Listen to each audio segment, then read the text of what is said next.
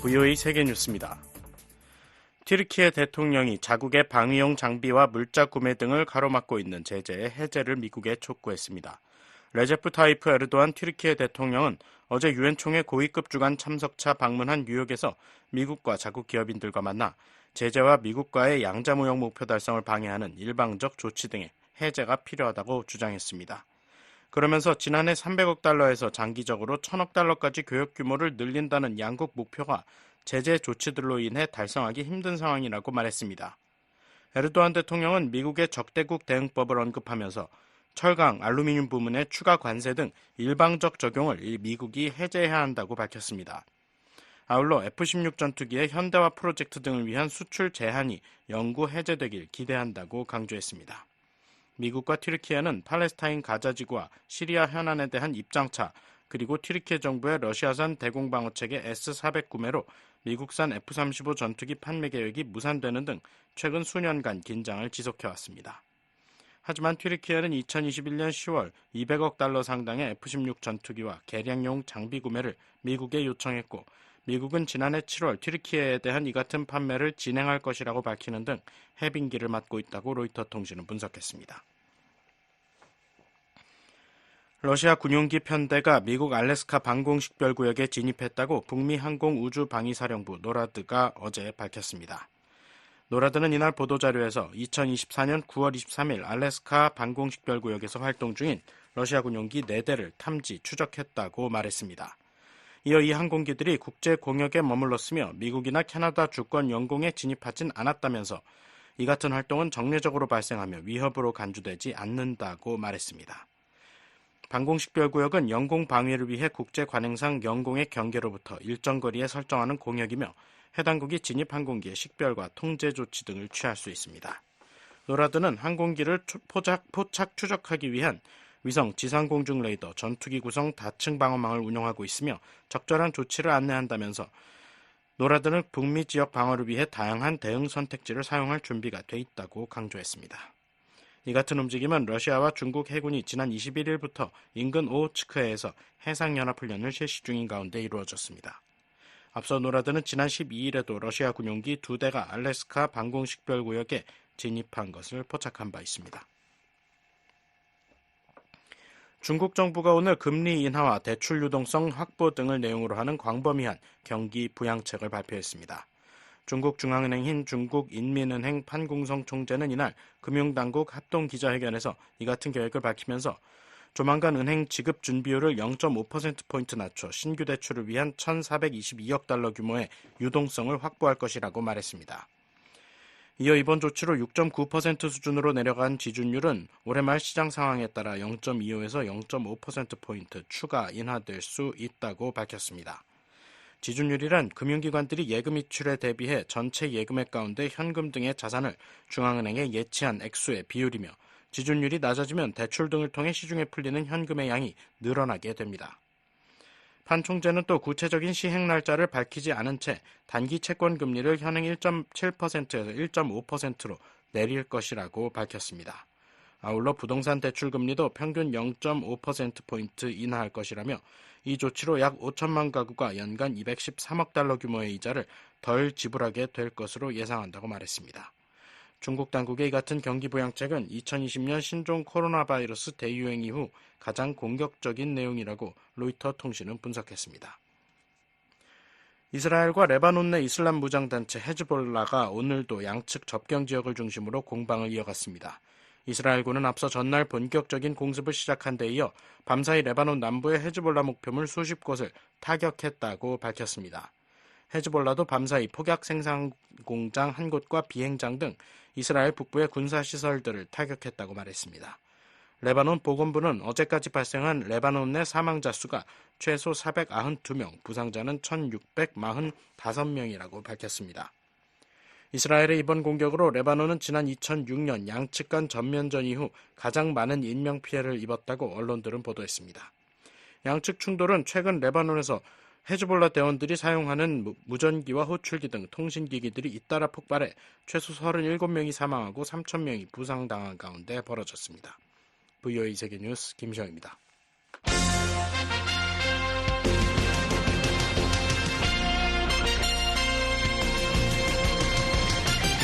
VOA News Today. 여러분 안녕하십니까? 2024년 9월 24일 화요일 VOA 뉴스 투데이 2부 시작하겠습니다. 진행의 김현규입니다. 이 시간에 보내드릴 주요 소식입니다.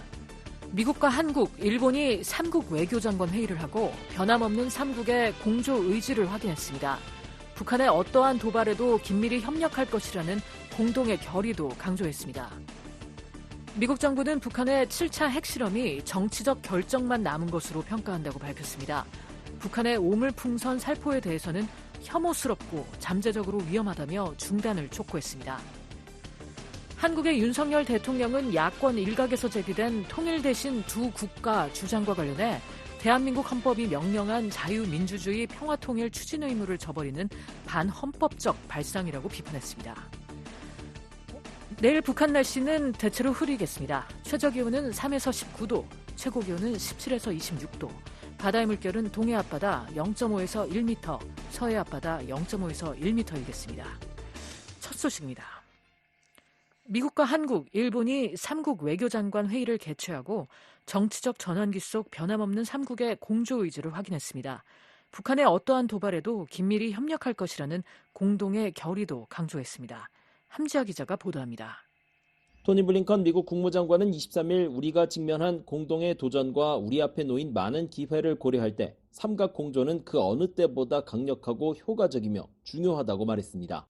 The trilat is stronger than it's ever been, more effective than it's ever been, and more important. 블링컨 장관은 이날 미국 뉴욕 팰리스 호텔에서 열린 미한일 외교장관 회의 전 모두 발언에서 이같이 밝히면서 역사적인 캠프 데이비드 회의 이후 우리는 3국 공조를 제도화하기 위해 매우 열심히 노력해왔고 오늘도 그 노력을 계속해 나가기를 기대한다고 강조했습니다. 이어 일본과 미국이 정치적 전환기를 거치고 있다며 그러나 이러한 전환과 상관없이 이 3국 협력은 3국 모두의 미래, 즉 우리가 함께 만들어가고자 하는 미래에 매우 중요한 역할을 할 것이라고 덧붙였습니다. 미국은 오는 11월 대선을 앞두고 있으며 일본도 기시다 후미오 총리의 자민당 총재 선거 불출마로 새 총리를 맞이하게 됩니다. 그러나 블링컨 장관은 미국과 일본에서 지도자가 교체되더라도 미한일 협력은 제도화돼 계속 유지될 것이라고 밝힌 것입니다. 조태열 외교장관은 이날 모두 발언에서 작년 8월 역사적인 캠프 데이비드 정상회의 이후 우리는 3국 협력에서 엄청난 성과를 거뒀다고 평가했습니다. 또한 이날 3국 외교장관 회의에 대해 중대한 정치적 상황 속에서도 3국 협력에 대한 우리의 의지가 흔들림 없이 확고하다는 증거라고 밝혔습니다. Since the historic Camp David summit in August last year, we have made tremendous achievements. 또한 북한의 어떠한 도발에도 긴밀히 공조하고 단호하게 대응하겠다는 3국 공동의 결의를 보여준다며 이날 회의의 의미를 설명했습니다. 가미카와 요코 일본 외무상도 우리를 둘러싼 안보 환경이 날로 엄중해지고 법치에 기반한 자유롭고 개방적인 국제 질서가 심각한 도전에 직면하고 있다고 말했습니다. 그러면서 이는 우리의 전략적 협력을 그 어느 때보다 중요하게 만든다고 덧붙였습니다. The security environment surrounding us is becoming increasingly severe. 이어 우리는 앞으로도 북한과 더불어 다양한 분야에서의 공조를 강화할 것이라고 가미카와 외무상은 말했습니다. 한국 외교부는 이날 발표한 보도자료에서 3국 장관이 캠프 데이비드 정상회의의 후속 조치로서의 한미일 협력 강화 방안과 북한 문제 및 지역 현안 등에 대해 논의했다고 밝혔습니다. 특히 각국의 국내 정치 상황 변화에 상관없이 한미일 협력이 지속될 수 있도록 제도화 노력을 강화해 나가자는 데 의견을 같이 했다며 이를 목표로 연내 한미일 정상회의 개최를 위해 노력하기로 했다고 확인했습니다. 또한 3국 정상회의에서 미한일 사무국 설립에 대한 발표가 이뤄지도록 하자는데 뜻을 같이 했다고 외교부는 설명했습니다. 외교부는 3국 장관이 북한 문제와 관련해서도 북한의 최근 우라늄 농축시설과 새로운 대륙간 탄도미사일 ICBM 이동식 발사대 공개, 지속되고 있는 러북 간 불법 군사협력 등에 대해 우려를 표했다고 밝혔습니다. 아울러 3국의 긴밀한 공조하에 국제사회의 유엔 안보리 결의 이행을 견인하는 한편 북한의 어떠한 도발에 대해서도 단호히 대응해 나가기로 했다고 덧붙였습니다. 이날 3국 장관의 만남은 유엔 총회의 고위급 주간을 계기로 이뤄졌습니다. 미한일 외교장관이 만난 것은 지난 2월 브라질에서 열린 주요 20개국 G20 외교장관 회의 이후 약 7개월 만입니다. VOA 뉴스 함지아입니다. 한국 정부는 미한일 외교장관 회의에서 3국 협력 사무국 설립을 추진키로 한 데 대해 현재 관련 실무 협의가 진행 중이라고 밝혔습니다. 북한 핵 문제 등 현안들에 대한 3국 공조를 한층 제도화하려는 의지라는 분석입니다. 서울의 김환영 기자 연결해 자세한 내용 알아보겠습니다. 김환영 기자. 네, 서울입니다. 네, 23일 뉴욕에서 열린 미한일 외교장관 회의에서 연내 3국 정상회의를 추진하고 특히 정상회의가 열리면 3국 협력 사무국 설립을 발표하기로 했는데요. 한국에서 관련 움직임이 있나요? 네, 이재용 한국 외교부 대변인은 24일 정례 브리핑에서 미한일 3국이 사무국 설립을 위해 이미 실무 협의에 들어간 상태라고 말했습니다. 지난 5월에 개최된 한미일 차관 협의회에서는 한미 3국이 3국 협력을 한층 더 제도화해 나가기 위한 조정 메커니즘을 추진하기로 한 바 있습니다. 이에 따라서 3국은 한미일 사무국 설립을 위한 실무 협의를 진행 중에 있습니다. 연내 3국 정상회의 개최 가능성에 대해선 신원식 국가안보실장이 23일 연합뉴스TV 등 한국 언론 매체에 출연해 지난해 캠프 데이비드에서 3국 정상이 합의한 3국 정상회의가 다자회의를 계기로 할지 별도로 할지 지금 협의 중이고 아직 결정된 건 없지만 연내 열릴 가능성이 대단히 높다고 말했습니다. 네, 신원식 실장 말대로라면 연내 3국 정상회의가 열리고 3국 협력 사무국도 출범할 가능성이 크다는 얘기인데 3국 협력 사무국 출범은 어떤 의미가 있는 건가요? 전문가들은 3국 협력 사무국이 만들어지면 캠프 데이비드 선언을 통해 미한일 정상이 공표한 3국 협력 체제를 한층 제도화하는 의미가 있다고 말합니다. 특히 조 바이든 미국 대통령은 오는 11월 대선 결과와 관계없이 자신의 외교 업적인 3국 협력 체계가 유지되도록 퇴임 전에 일종의 쐐기를 박으려 하고 있다는 겁니다. 한국 정부 산하 국책연구기관인 통일연구원 조한범 박사는 3국은 각국의 국내 정치적 상황 변화에 미한일 협력의 지속 가능성이 흔들릴 수 있다는 우려에 따라 제도화를 위해 한중일 협력 사무국과 같은 미한일 협력 사무국을 설치하려는 것이라고 말했습니다. 바이든 정부는 미국 정권 교체 여부에 관계없이 한미일 협력 체제는 강화하겠다. 그러니까 퇴임 전에 대못을 받겠다라는 인식인 것 같고요.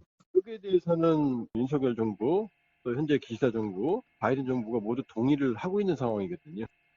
통일연구원 홍민 박사는 북한의 핵무기 고도화, 북러 협력, 미중 갈등 격화 등 북핵 대응에 변화를 요구하는 환경적 요인들이 제기되는 가운데 미한일 공조라는 기본적인 대응 구도를 후속 행정부에 물려주자는 의미라고 설명했습니다. 네, 이런 가운데 한국에선 미한 국방당국 간 통합국방협의체 회의가 열렸군요. 네, 그렇습니다. 한국 국방부에 따르면 미한 국방당국은 23일부터 이틀간 서울에서 제25차 미한 통합국방협의체 회의를 열었습니다.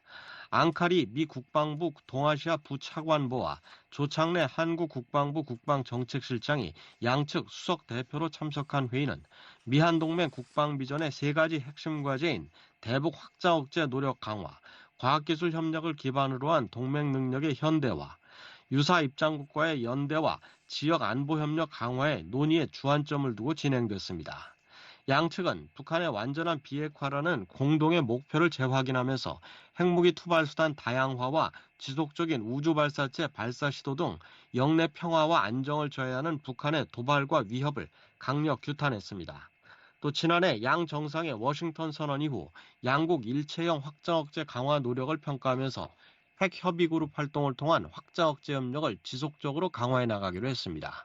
아울러 양측은 북한의 지속적인 쓰레기 풍선 살포 행위에 깊은 우려를 표명하고 서북도서와 북방한계선 일대에서의 위협 행위, 사이버와 전자기 공격 등 본격화되고 있는 북한의 회색지대 도발에 대해서도 긴밀한 협력 대응이 필요하다는 데 공감했습니다. 북러 군사협력에 대해서도 유엔 안전보장이사회 결의를 위반하는 북러 간 불법 무기거래, 첨단 기술 이전 동향에 대해 심각한 우려를 표명하고 국제사회와 긴밀히 공조해 대응해 나가기로 했습니다. 김 기자, 이렇게 미한일의 북핵 대응이 체계적으로 이루어지고 있는 가운데 한국 대통령실에서 북한의 7차 핵실험 가능성을 경고했다고요? 네, 그렇습니다. 신원식 국가안보실장은 연합뉴스 TV 등에 출연해 북한의 7차 핵실험 가능성에 대해 그럴 가능성이 충분하다고 생각한다고 말했습니다. 신 실장은 북한은 핵 소형화 등을 위해 기술적으로 몇 차례 더 핵실험이 필요한 상황이고 북한 7차 핵실험은 김정은이 결심하면 언제든 할 수 있는 상태를 늘 유지하고 있다며 언제 할까 하는 건 북한이 전략적 유불리를 따지면서 결정할 것이고 그런 시점에 미국의 대선 전후도 포함되고 있다고 평가한다고 설명했습니다. 이와 관련해 한국 정부 산하 기관인 과학기술기획평가원 이충근 박사는 북한이 지난해 3월 공개한 전술 핵탄두 화산 30일의 경우 신뢰성 검증 차원에서 시험 폭발이 필요하다고 말했습니다. 이 박사는 핵탄두 소형화를 위해선 기폭장치의 소형화가 필요한데 이를 위해선 기폭장치 자체를 바꾸거나 고성능 폭약을 사용하거나 또는 핵융합 물질을 조금 집어넣는 방법 등을 쓸 수 있다고 말했습니다. 이런 세 가지 조건 가지고 굉장히 작게 만드는데 북한 같은 경우에는 조건이 충족하지 않으니 좀 설계상에서 극단적인 설계를 했을 것이다. 그러려면 검증을 하기 위해서라도 실험이 필요하다. 한국 국방당국도 비슷한 추정 자료를 내놨다고요? 한국 국방부 국방정보본부가 최근 국민의힘 강대식 의원에게 제출한 자료인데요. 자료는 북한이 핵실험을 강행할 경우 장소는 함경북도 길쭉은 풍계리 핵실험장 3번 갱도가 유력하다고 밝혔습니다. 북한은 지난 2018년 5월 풍계리 핵실험장에 3개 갱도를 공개적으로 폭파했지만 2022년부터 3번 갱도를 복구하는 등 추가 핵실험을 위한 준비를 해왔습니다. 민간 인공위성이 촬영한 사진에선 3번 갱도로의 차량 통행과 제설 작업 흔적이 발견돼 3번 갱도를 유지, 보수하기 위한 것이라는 분석이 나왔습니다. 이춘근 박사입니다. 3번 갱도가 정상에서부터 기폭실까지 깊이가 400m 좀 넘어요. 그렇게 낮은 데에서는 대형 실험을 할 수가 없어요. 대형 실험을 하면 터지거든요. 그래서 소형 전술핵이죠. 다만 최근 3번 갱도로 핵실험을 위한 장비가 반입되는 등 임박한 정황은 포착되지 않은 것으로 전해졌습니다.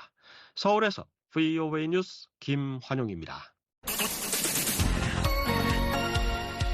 The Voice of America, VOA. 미국 정부는 북한의 7차 핵실험이 정치적 결정만 남은 것으로 평가한다고 밝혔습니다. 북한의 오물풍선 살포에 대해선 혐오스럽고 잠재적으로 위험하다며 중단을 촉구했습니다. 안준호 기자가 보도합니다. 국무부 대변인은 23일 미국은 북한이 정치적 결정만 내리면 7차 핵실험을 할 수 있도록 풍계리 핵실험장을 준비했다고 평가한다고 밝혔습니다.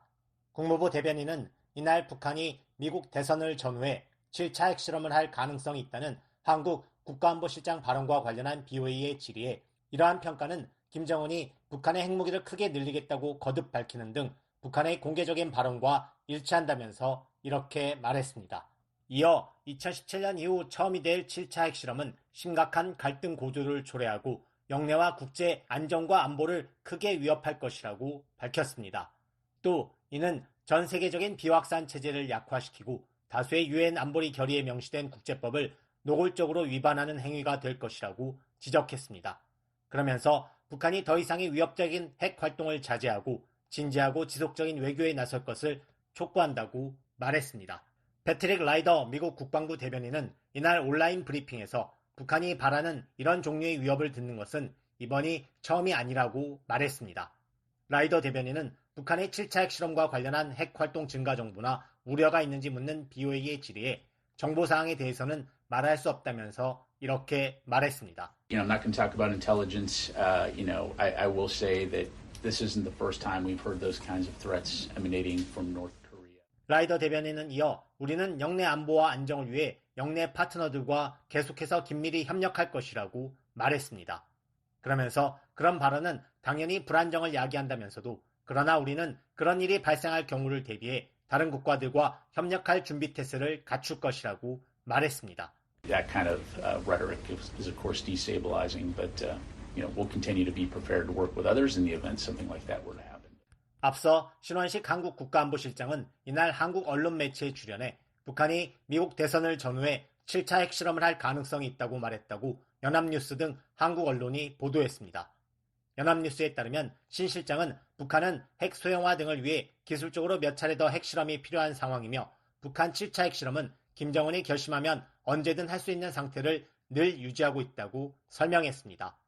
이어 언제 할까 하는 건 북한의 전략적 유불리를 따지면서 결정할 거고 그런 시점에 미국의 대선 전후도 포함되고 있다고 평가한다며 북한의 핵실험 가능 여부에 대해선 한미가 가장 중점을 두고 면밀히 추적하고 있다고 부연했습니다. 국제원자력기구 IAEA 라파엘 그로시 사무총장은 지난달 제68차 IAEA 정기총회에 앞서 제출한 북한 안전조치 적용 보고서에서 함경북도 길쭉은 풍계리에 위치한 핵실험장은 여전히 핵실험을 지원할 준비가 돼 있다고 밝혔었습니다. 북한이 언제든 7차 핵실험을 감행할 준비가 돼 있다는 뜻입니다. 그러나 미국의 핵 전문가들은 북한이 오는 11월 미국 대선을 앞두고 7차 핵실험을 할 가능성은 적다고 전망했습니다. 데이비드 올브라이트 과학국제안보연구소 소장은 최근 BOA와의 전화통화에서 북한은 아마도 미 대선이 임박할 시점에 핵실험을 하지는 않을 것이라고 전망했습니다.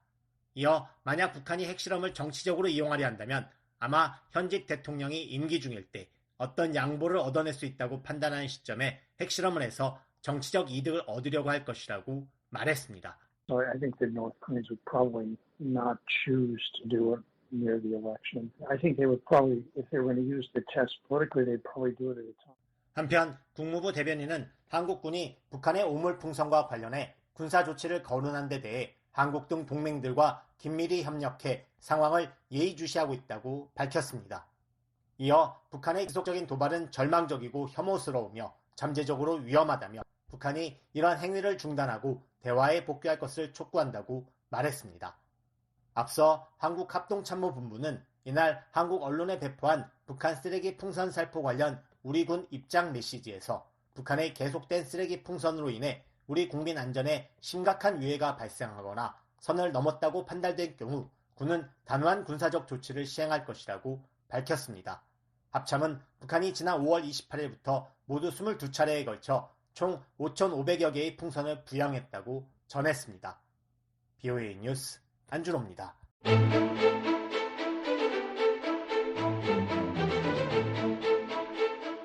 북한은 핵을 절대 포기하지 않을 것이라는 전제하에 핵을 가진 북한과 평화적 공존을 모색해야 한다는 주장이 제기됐습니다. 반면 북한의 핵 보유를 기정사실화할 경우 한국, 이란, 사우디 등에서 핵 도미노 사태가 일어날 수 있다며 강력한 제재 등 경제, 외교, 군사적 압박을 더 강화해야 한다는 반박도 나왔습니다.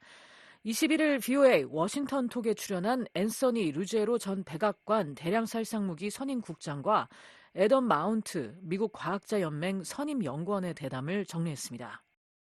북한은 최근 12축 미사일 발사 차량을 공개하면서 장거리 대륙간 탄도미사일 개발을 시사했습니다. 북한은 또 우라늄 농축 시설도 공개했는데요. 대략 1,000개의 원심 분리기가 있었죠.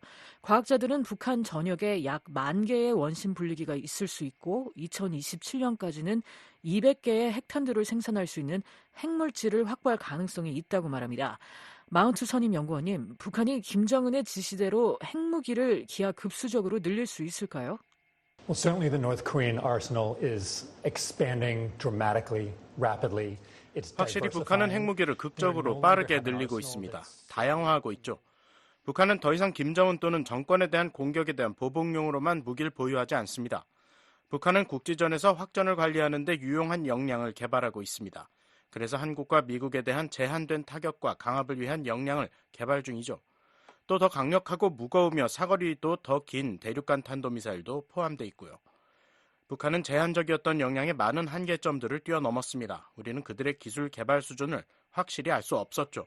현재 미국은 정책적으로 북한이 대륙간 탄도미사일로 미 본토를 타격할 수 있다고 가정해야 할 시점에 도달했습니다. 2024년 공화당과 민주당 정강에는 북한 비핵화 목표가 언급되지 않았습니다. 하지만 커트 캠벨 국무부 부장관은 상원 청문회에서 북한과 마주 앉아 대화할 용의가 있지만 북한을 핵 보유국으로 인정하지는 않을 것이라고 말했는데요.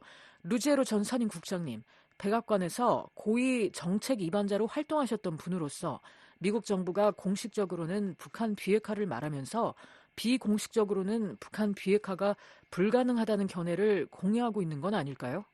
Well, I think when you're a senior policymaker, whether it's in the departments or in the White House, you don't look at 고위 North 정책 Korea just in a 기반자라면 vacuum 각 부처든 백악관이든 북한 문제를 그 자체로만 보지 않습니다.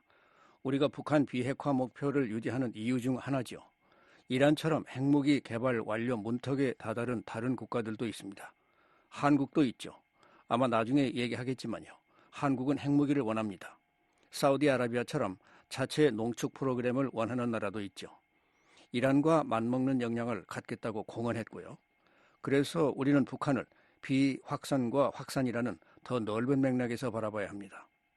우리가 비핵화, 군축, 위협 감소 같은 용어들을 두고 논쟁할 때 첫 번째로 중요한 점은 현재 북한이 우리와 대화할 의사가 없다는 겁니다. 그게 큰 문제죠. 그래서 우리의 협상 목표가 무엇이든 협상 자체가 이루어지지 않고 있습니다. 둘째, 우리는 북한에 대해 지렛대로 사용할 수 있는 제재 프로그램을 가지고 있지 않습니다.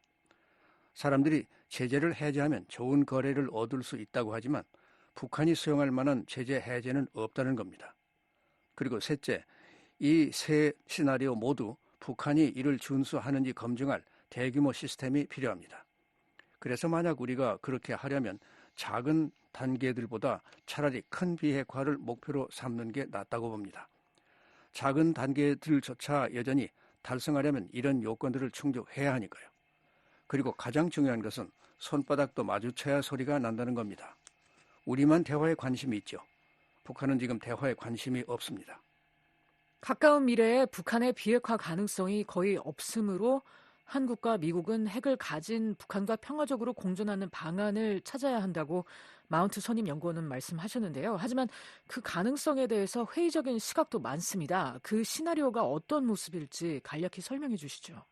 Yeah, unfortunately, managing a nuclear-armed North Korea is the only tolerable and feasible option. 불행히도 핵무장한 북한을 관리하는 것이 유일하게 감내할 수 있고 실행 가능한 선택지입니다. 우리가 보기에 북한은 핵무장 국가로 남을 겁니다. 미국은 수년, 수십 년간 이런 상황을 막으려는 목표를 가지고 있었습니다. 하지만 이제 그 날이 왔고 우리는 미국과 동맹의 목표를 어떻게 표현할지 논의할 수 있습니다. 비핵화라는 표현은 적절치 않습니다. 하지만 중요한 건 비공식적으로는 북한이 핵무기를 계속 보유할 것이라는 인식을 갖고 공개적으로는 그런 단어 선택에 신경 쓰기보다는 지속 가능한 장기적 전략을 마련해 핵 보유국 북한을 억제하고 북한의 기술과 악의적 영향력, 범죄 활동을 한반도 내로 제한하는 것입니다. 또 북한이 무제한적으로 군비를 증강하거나 그 영향력을 세계로 확산하는 것을 억제해야 합니다. 그리고 점진적으로 북한의 변화를 유도해 동북아에 더 안정적이고 번영하는 미래를 만들 방법을 찾아야 합니다. 북한이 핵을 보유한다고 해도 군사적으로 미국과 비교할 수는 없겠지만 하지만 한국 입장에서는 북한을 그대로 두는 건 동맹에서 버림받을 것이라는 우려를 불러일으킬 수 있습니다. 마운트 선임 연구원님, 한국인들은 자체 핵무기를 갖고 싶어 하지 않겠습니까? 만약 미국이 공개적으로 북한을 현 상태로 인정한다고 한다면요. Well, there's no chance that the United States will formally accept North Korea as a 미국이 nuclear power. 공식적으로 북한을 핵보유국으로 인정할 가능성은 전혀 없습니다. 그것이 어떤 의미인지도 불분명합니다. 하지만 핵을 가진 북한과의 공존을 모색해야 한다고 말씀하셨잖아요. Yes, North Korea is going to retain its nuclear arsenal.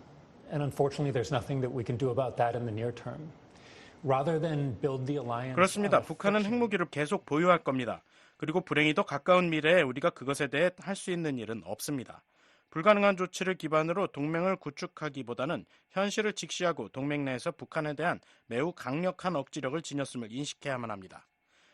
미국과 한국 양국의 재래식 전력과 미국의 핵무기는 북한이 앞으로 100년 동안 개발할 수 있는 그 어떤 것보다도 강합니다. 우리 억지력의 기반이 강력하다는 것을 인식하는 것이 가까운 미래에 북한을 상대로 지속 가능한 전략을 개발하는 첫걸음입니다. 한국이 핵 확산 금지 조약을 위반하고 핵무기 개발을 시작하는 것은 한국과 미국의 이익에 막대한 실책이 될 겁니다. 그것은 북한을 억제하는 데 필요치도 않고 한국을 이웃 국가들의 위협과 협박, 북한의 선제 공격에 노출시킬 겁니다. 제재와 경제적 비용도 들겠죠. 르지에로 전 선임국장님, 비확산 전문가로서의 의견을 듣고 싶습니다. 핵 보유국 북한과 평화롭게 공존하는 게 더 나은지 아니면 억지력을 강화하고 북한 지도자에게 핵 사용 결과에 대해 경고하는 게 더 나은지에 대해서요. 또 일부 사람들의 주장처럼 북한이 핵무기를 사용하면 정권의 종말을 초래할 것이라는 경고가 실수일까요? 아니면 효과적인 경고라고 보세요? Yeah, I think that's the right approach for right now in terms of deterrence and making clear that while North Korea has nuclear weapons, 지금 시점에서는 그것이 올바른 접근법이라고 보는데요. 억지력과 북한이 핵무기를 가지고 있는 상황에서 핵무기 사용에 따른 결과가 있다는 점을 명확히 하는 점에 있어서 말이죠. 마운트 연구원의 말에 대해 생각해보면 우리가 억제력을 구축할 수 있고 북한의 불법 활동을 억제하고 대응할 수 있다는 데 동의합니다. 우리는 이 모든 것들을 할 수 있습니다. 하지만 비공식적으로는 북한이 계속 핵 보유국으로 남을 것이라고 인식하는 데는 우려가 있죠. 물론 한국이 당장 핵무기 개발에 뛰어들진 않겠지만 이란이나 북한처럼 민간 핵 프로그램을 구축하고 은밀하게 무기화 작업을 시작해 선택지를 확보하려 할 수 있다는 겁니다. 그러면 그 시간표가 현재 몇 년에서 몇 달로 단축될 수 있죠. 그러면 문제는 이란을 올바른 방향으로 나아가도록 설득할 수 없게 됩니다. 그러면 우리는 불량 국가에 대해 또다시 실패하게 되는 거죠. 그러면 사우디아라비아에서도 우라늄 농축 프로그램이 시작될 것이고 UAE 등과도 그 대화를 나눠야 할 겁니다. 상황이 정말 눈덩이처럼 불어날 겁니다. 그래서 이건 정말 눈덩이처럼 불어납니다. 냉전 시기엔 핵 보유국이 더 많아질 거란 예측이 있었죠. 북한 문제를 제대로 처리하지 않으면 결국 그렇게 될 겁니다. 불행히도 우리는 지난 30년간 실패했습니다. 더 나은 위치에 있었다면 좋았겠지만 불행히도 그렇지 못합니다. 북한이 핵 역량을 빠르게 진전시키고 있습니다. 워싱턴에선 점점 더 많은 사람들이 북한과 중국의 핵 위협에 대응하기 위해 미국 전술핵의 영내 재배치를 지지하고 있습니다. 루제로 전 선임국장님, 미국이 전술핵을 영내에 재배치하는 게 현명하다고 보세요? Absolutely not.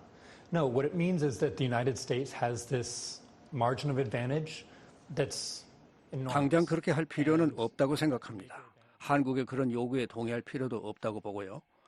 향후 한국이 핵무기 보유 문턱에 더 다가가게 할 핵 프로그램과 관련된 요청을 한다면요. 우리는 이제 핵 확산이 어디로 가고 있는지에 대해 더 폭넓은 논의를 해야 한다고 생각합니다. 어느 쪽이 대선에서 승리하든 그것이 대화의 큰 부분이 되기를 바랍니다. 왜냐하면 중국이 2030년까지 1000개 이상의 핵탄두를 배치할 것이란 모든 추정치를 보면 만약 해리스 부통령이 당선된다면 제 계산이 맞는다면 그때는 아마 그녀의 두 번째 임기 중일 겁니다. 그래서 그녀는 정말 이 문제를 신중히 생각해야 합니다. 트럼프 전 대통령이 당선돼도 마찬가지고요. 그리고 다른 여러 부분들이 있습니다.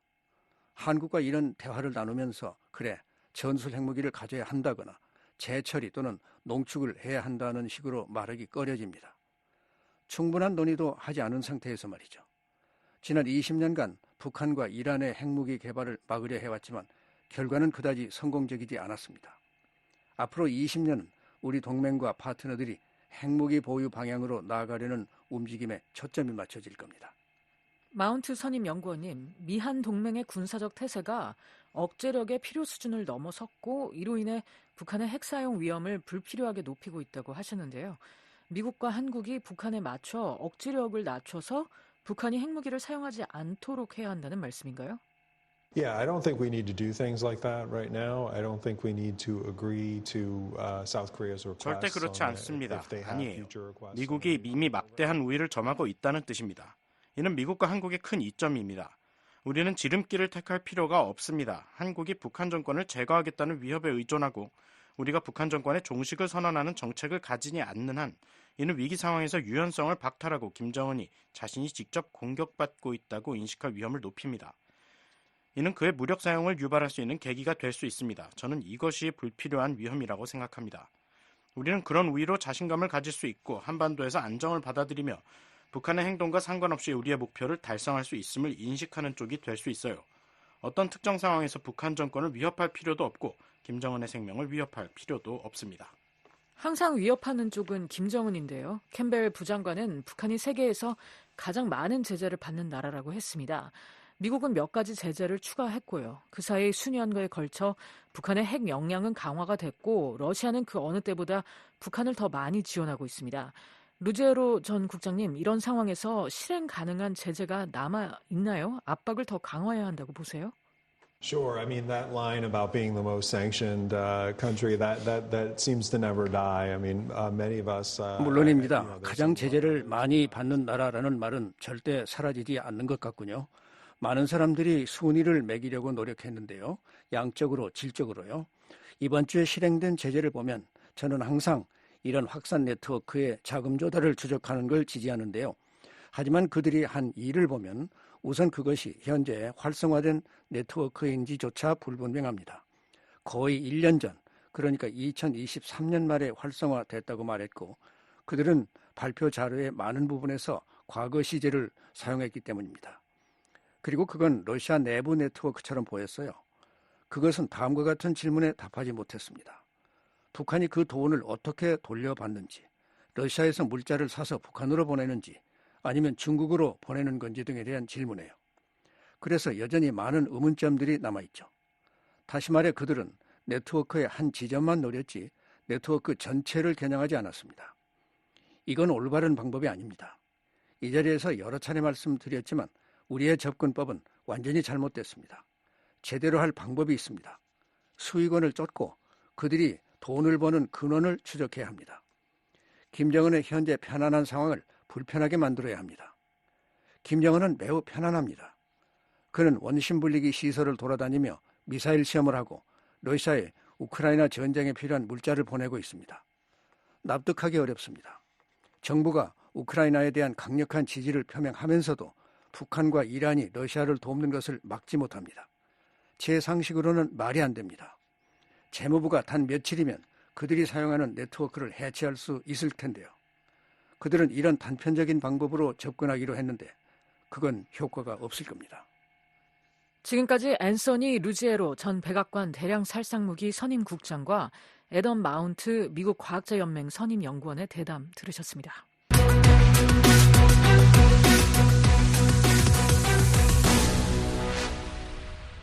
윤석열 한국 대통령은 야권 일각에서 제기된 통일 대신 두 국가 주장과 관련해 대한민국 헌법이 명령한 자유민주주의 평화통일 추진 의무를 저버리는 반헌법적 발상이라고 비판했습니다.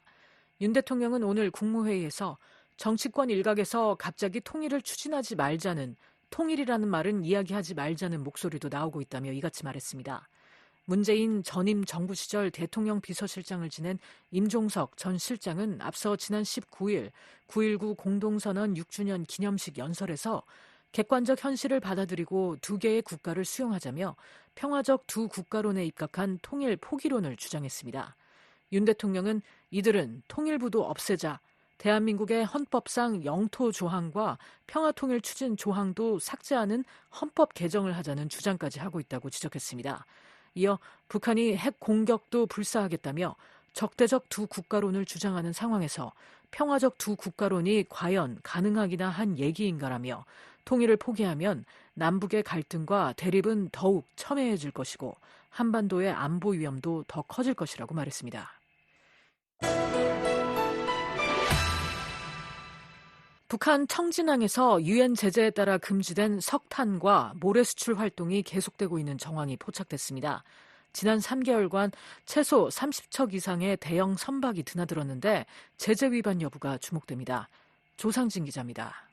23일 북한 청진의 동편 석탄 취급 항구를 촬영한 플래닛랩스의 위성사진에 적재함을 열고 있는 대형 화물선이 보입니다.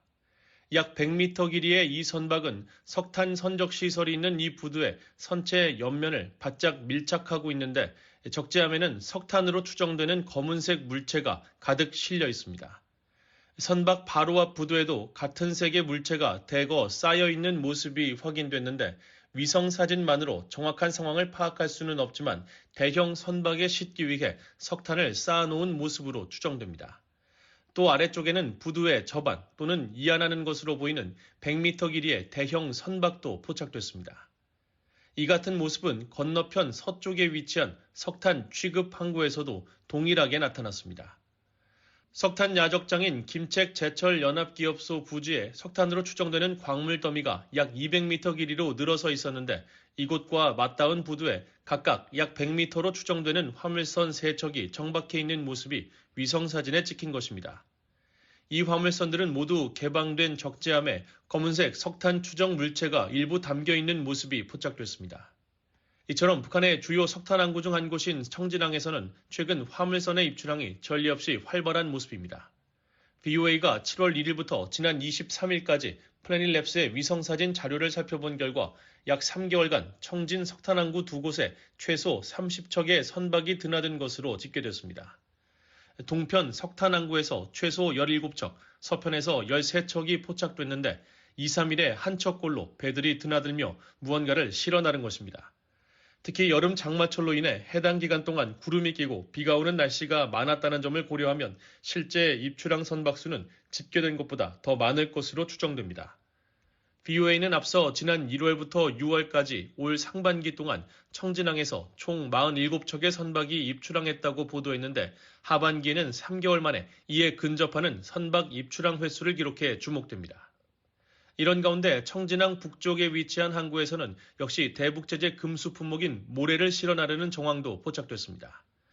지난 3월 촬영에 최근 공개된 구글어스의 고화질 위성사진에 따르면 해당 항구에는 선적을 위한 거대한 모래더미가 산처럼 쌓여 있고 이를 싣기 위한 크레인과 화물용 상자들이 줄지어 나란히 놓여 있는 모습이 확인됩니다. 23일자 플래닛랩스 위성사진에는 길이 약 130m의 대형 선박이 이곳 북쪽항 부두에 접안한 모습이 확인됐는데 모래를 선적하기 위한 움직임으로 추정됩니다. VOA가 올해 1월부터 9월 23일까지 이곳을 드나든 선박 수를 집계해본 결과 최소 22척인 것으로 나타나 북한이 청진항을 통해 모래 수출을 지속하고 있을 가능성도 제기됩니다. 북한은 1990년부터 모래를 수출해왔고 1991년부터 2017년 사이 일본과 한국, 대만, 중국, 러시아 등 주변국이 주기적으로 북한으로부터 모래를 수입했습니다. 특히 유엔 안보리 대북제재위원회가 지난 2020년 공개한 전문가 패널의 연례 보고서에서도 북한이 최소 2,200만 달러 상당의 모래를 중국 항구로 수출했다는 내용이 담겼었습니다. 유엔 안보리가 지난 2017년 채택한 결의 2371호를 통해 석탄과 모래 등 북한의 광물 수출을 전면 금지했음에도 불구하고 청진항 등 북한의 주요 석탄과 모래 취급 항구는 움직임이 뜸해지거나 멈춰지는 대신 이처럼 여전히 분주한 모습을 보이고 있는 것입니다. 물론 청진항구에서 선박이 발견된 것만으로 북한이 제재를 위반했다고 단정할 수는 없습니다. 그러나 지금은 활동을 중단한 유엔 안보리 대북제재위원회 전문가 패널과 민간 연구기관 등은 석탄항구에서 포착된 선박이 중국 근해 등으로 이동해 불법 선박 간 환적 방식으로 석탄을 하역하는 사례를 지적하는 등 석탄항구에서의 움직임을 제재 위반으로 해석해왔습니다. 특히 전문가 패널은 지난해 연례 보고서에서 북한 청진항에서 선적된 석탄이 중국 닝보 저우산 인근 해역에서 환적됐을 가능성을 제기한 바 있습니다. 과거 북한은 주로 남포와 송림항 등 대동강과 맞닿은 서해 인근 항구에서 선적한 석탄을 중국 등으로 실어 날랐지만 최근에는 청진항 인근 등 동해 지역에서 생산된 석탄도 불법 거래의 대상이 됐다는 것입니다. 실제로 전문가 패널에 따르면 지난 2022년 4월 북한 선적 아시아 아너호는 청진항에서 석탄을 선적한 뒤 5월 한국과 일본 사이 대한해협을 지나갔습니다. 이후 선박은 중국 닝보 저우산 인근 해역에 머물다 북한으로 복귀하면서 빈 선박으로 돌아왔다고 전문가 패널은 지적했습니다. 유엔 전문가 패널은 사실상 북한 석탄의 최종 목적지를 중국으로 지목했지만 중국 정부는 북한 석탄 유입 의혹을 전면 부인해왔습니다. 중국 정부는 전문가 패널이 관련 의혹을 제기할 때마다 북한 선박에서 금수품이 발견되지 않았다거나 자국 선박이 북한 선박과 환적 행위를 했다는 증거를 찾지 못했다는 등의 답변을 되풀이하고 있습니다. VOA는 유엔 주재 북한 대표부에 이번 사안과 관련한 논평을 요청하고 답변을 기다리고 있습니다. 전문가들은 중국 등의 비협조적 태도로 이 같은 안보리 결의 위반 사례가 앞으로도 이어질 것으로 전망하고 있습니다. 특히 선박을 이용한 일부 나라의 제재 위반에 대한 안보리 차원의 대응 역시 제한적일 수밖에 없다고 지적합니다. 남아프리카 공화국 해군 대령 출신으로 유엔 안보리 대북제재위원회 전문가 패널에서 활동한 닐 와츠 전 위원은 최근 VOA에 안보리 상임이사국 5개 나라가 안보리, 특히 대북제재 1718위원회에서 합의를 이루지 못하는 만큼 더 이상의 제재는 불가능해 보인다고 말했습니다. That designation seems no longer possible since the P5 can no longer agree 그러면서 선박을 제재 목록에 포함시키는 것은 각국 그리고 유럽연합과 같은 국가 연합체에 달려 있다며 미국 등 같은 생각을 가진 나라의 독자 제재를 제재 위반을 막기 위한 유일한 수단으로 제시했습니다. VOA 뉴스 조상진입니다. 제79차 유엔 총회에서 미국 대통령을 비롯한 각국 정상들이 국제사회가 당면한 주요 현안에 대해 어떤 메시지를 내놓을지 주목됩니다. 러시아와의 군사협력 심화는 물론 고농축 우라늄 제조시설까지 공개하며 위협 강도를 높이고 있는 북한에 대해 주요국들이 어떤 입장을 내놓을지도 주요 관심사입니다. 뉴욕 유엔 본부에서 함지아 기자가 보도합니다. 각국 정상들의 유엔 총회 연설인 일반 토의가 24일 뉴욕 유엔 본부에서 공식 개막합니다. 일반 토의는 미국 대통령을 비롯한 각국 정상들이 전 세계가 직면한 다양한 문제를 제기하고 해법을 제시하는 자리입니다. 조 바이든 미국 대통령은 관례에 따라 개막일인 24일 브라질에 이어 두 번째로 연설합니다. 내년 초 물러나는 바이든 대통령에겐 올해가 마지막 연설입니다. 바이든 대통령은 지난해 유엔 총회 일반 토의 연설에서 대량 살상무기 관련 사안을 언급하며 미국은 북한의 지속적인 유엔 안보리 결의 위반을 규탄한다고 밝힌 바 있습니다. And we condemn the DPRK's continued violation of UN Security Council resolutions.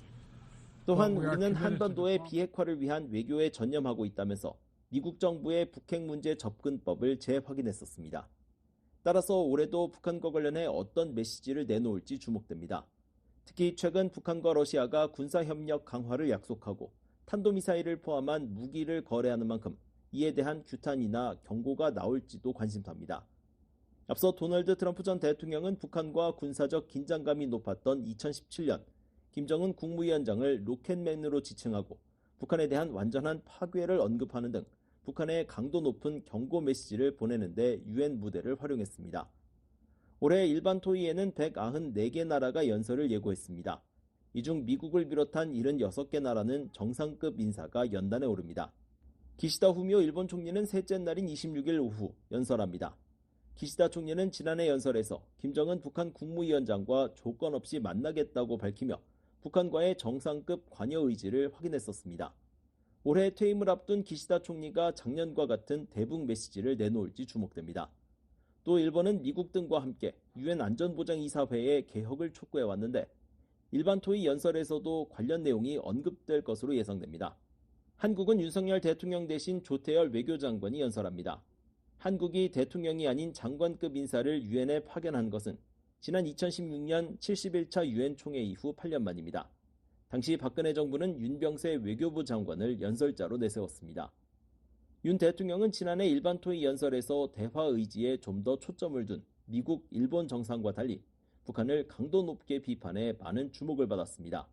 특히 북한뿐 아니라 북한과 무기 거래 의혹을 받았던 러시아까지 거론했습니다. 세계 평화의 최종적 수호자여야 할 유엔 안보리 상임이사국이 다른 주권 국가를 무력 침공해 전쟁을 일으키고 전쟁 수행에 필요한 무기와 군수품을 안보리 결의를 정면으로 위반하는 정권으로부터 지원받는 현실은 자기 모순적입니다. 올해 일반 토의에는 지난해에 이어 볼로디미르 젤렌스키 우크라이나 대통령도 참석을 예고했습니다.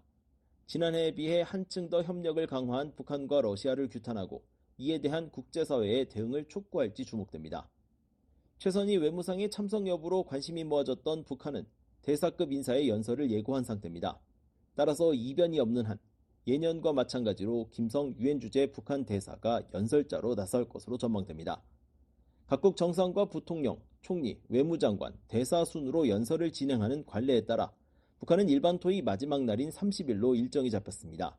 북한의 우호국인 중국과 러시아는 외무장관을 유엔에 파견했습니다. 따라서 왕이 외교부장과 세르게이 라브로프 외무장관이 28일 연설할 예정입니다. 올해로 79년째 열리는 유엔 총회는 지난 10일 공식 개막했습니다. 하지만 통상 각국 정상이 연설하는 일반 토의를 시작으로 각국은 전 세계 여러 사안에 대한 본격적인 토의에 돌입합니다. 전 세계에서 정상급 인사가 한자리에 모이는 만큼 일반 토의가 열리는 시기는 고위급 주간으로 불립니다. 고위급 주간에는 유엔에서 각국 인사가 참석하는 여러 회의가 진행되며 이와는 별개로 여러 나라가 양자와 다자 회담을 진행합니다. 토니 블링컨 국무장관은 23일 뉴욕에서 주요 7개국 플러스 장관급 회의를 주재했으며 미한일 외무장관 회담에도 참석했습니다. 조태열 한국 외교장관은 24일 브루노 로드리게스 파리아 쿠바 외무장관과 회담을 갖습니다. 한국과 쿠바가 외교장관 회담을 여는 건 지난 2월 양국 수교 이후 처음입니다. 또 언론은 조 장관과 왕이 외교부장의 회동 여부에도 주목하고 있습니다. 뉴욕 유엔본부에서 VOA 뉴스 함재합니다. 롭 바우어 북대서양 조약기구 나토 군사위원회 의장이 세뮤얼 파파로 미국 인도태평양 사령관과 만나 북한의 위협 등에 대해 논의했다고 나토가 21일 밝혔습니다. 나토는 이날 보도자료를 내고 바우어 의장이 지난 18일부터 20일까지 하와이에서 열린 제26회 연례 인도태평양 합참의장회의에 참석해 이같이 논의했다고 밝혔습니다. 나토에 따르면 바우어 의장은 인도태평양은 나토에 중요하다며 이 지역의 발전이 유럽 대서양 안보에 직접적인 영향을 미칠 수 있기 때문이라고 말했습니다. 바우어 의장은 파파로 사령관과의 회의에서 이 지역에 진화하는 안보 도전과 세계 안정과 안보 유지 방안에 대해 집중 논의했습니다. 이어 두 사람은 중국의 군사력 증강과 북한의 위협, 우크라이나 전쟁이 전 세계에 미치는 영향에 대해서도 논의했습니다. 미국 인도태평양 사령부가 주최하는 이 회의는 인태지역 국가들의 군 고위급 간 유대를 강화하고 상호 군사협력을 증진하기 위해 매년 열리는 회의입니다. 올해는 28개 국가와 다자기구의 고위 군사 지도자들이 참여해 사이버 안보와 지역 역량 강화, 신흥기술의 위협과 기회, 인도태평양의 미래 등의 주제에 대해 논의했습니다. 한국에서는 김명수 합참의장을 대리해 황선우 군사지원본부장이 참석했습니다. 인도태평양 사령부는 보도자료를 통해 파파로 사령관이 회의 기간 동안 한국을 포함해 호주, 캐나다, 프랑스, 인도, 일본 등의 고위 군 지도자들과 만나 영내 안보와 협력에 대해 논의했다고 밝혔습니다.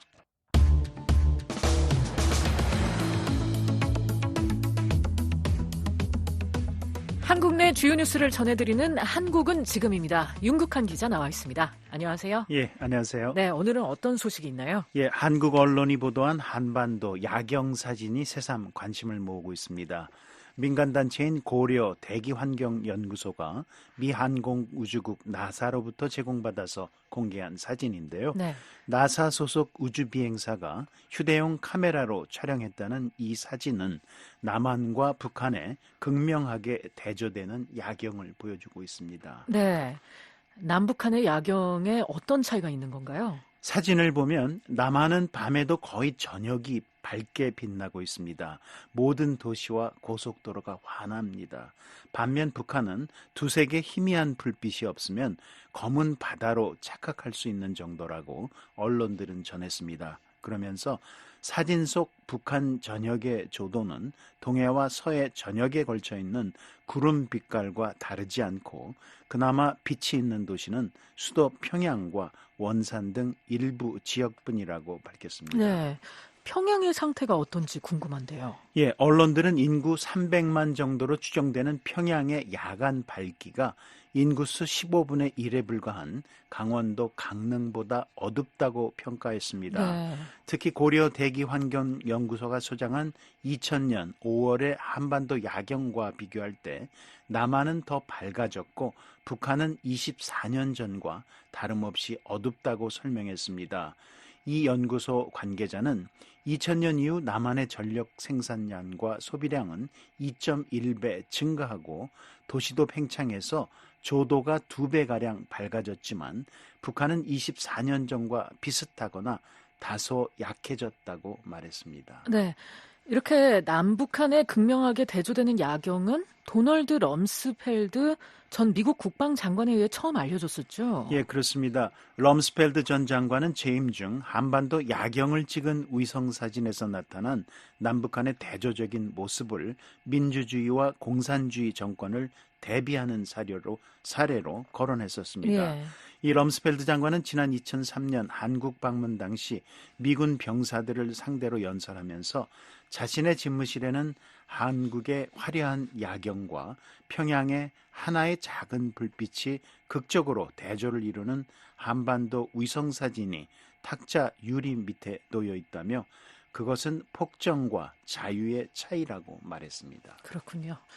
또 다른 소식 어떤 게 있습니까? 예, 한국 수도 서울, 그중에서도 강남은 흔히 부유함의 상징으로 꼽히는데요.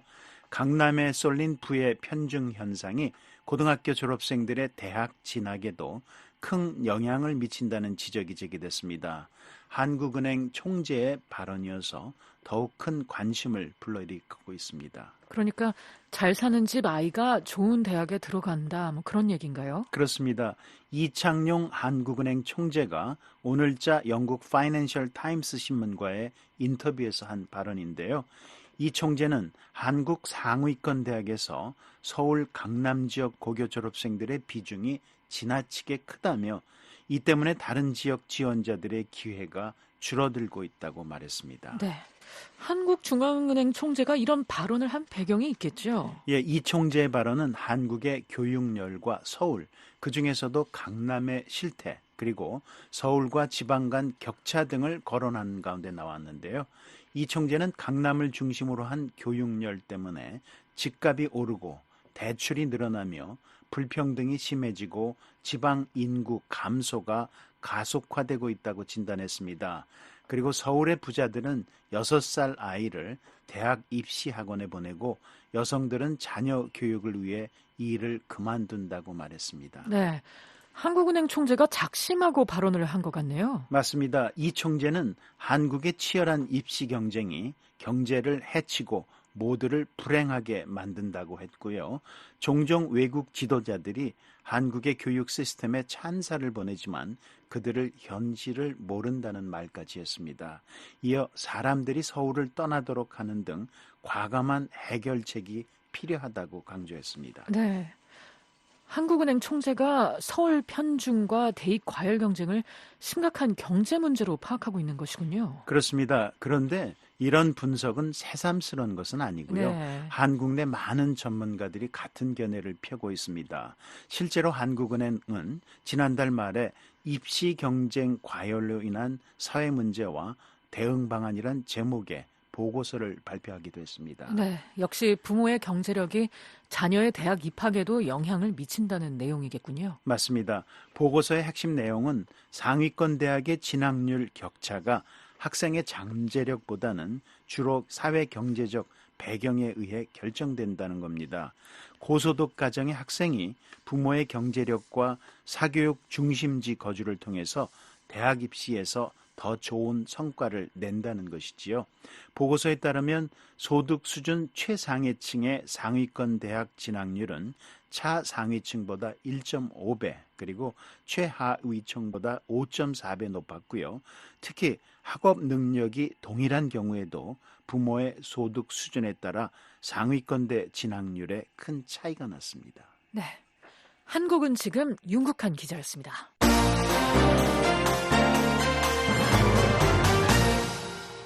지금까지 VOA 뉴스투데이 2부 들으셨습니다. 잠시 후에는 세계 뉴스에 이어 여기는 워싱턴입니다가 방송됩니다. 여러분의 많은 애청 바랍니다. 미국과 한국, 지구촌 곳곳의 다양한 소식을 전해드리는 생방송 여기는 워싱턴입니다의 요일별 주간 프로그램을 알려드립니다. 월요일 밤과 화요일 새벽에는 미국 역사 속 중요한 인물들을 알아보는 인물 아메리카를, 화요일 밤과 수요일 새벽에는 라디오로 들어보는 미국 역사 이야기, 이야기 미국사, 수요일 밤과 목요일 새벽에는 11월 대통령 선거를 앞두고 주요 이슈 살펴봅니다. 미국의 선택 2024. 목요일 밤과 금요일 새벽에는 한국에 사는 탈북민들이 살아가는 현장을 찾아가는 탈북민의 세상보기가 방송되고요. 금요일 밤과 토요일 새벽에는 주요 뉴스의 배경과 관련 용어, 뉴스 속 인물 살펴보는 뉴스 따라잡기 순서가 마련되어 있습니다. 매일 밤 10시에서 11시에 생방송 여기는 워싱턴입니다는 중파 1188kHz와 단파 9350, 9490, 12080kHz로 매일 새벽 4시에서 5시에 방송하는 생방송 여기는 워싱턴입니다는 단파 5875, 9365, 7465kHz로 보내드립니다. 생생하고 정확한 미국과 한국, 세계 소식 전해드리는 생방송 여기는 워싱턴입니다와 늘 함께 하시기 바랍니다.